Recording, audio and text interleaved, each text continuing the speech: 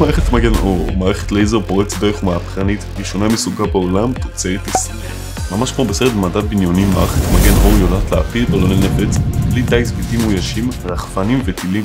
מערכת יירוט הרקטות באמצעות לייזר צפויה להשתלב במערך כיפת ברזל כחלק משכבות ההגנה האווירית של ישראל. בינתיים, מגן אור יודעת ליירט מטרות לטווח קצר של עד 7 קילומטרים. בעתיד צפויה ליירט מטרות בטווח גדול אף יותר.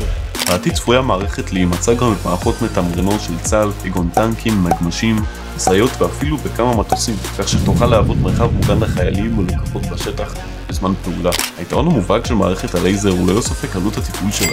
המערכת שכאמור עובדת רק על חשמל בעלת עלות תפעול נמוכה משמעותית מכיפת ברזל ומערכות ההגנה האחרות שיש לנו.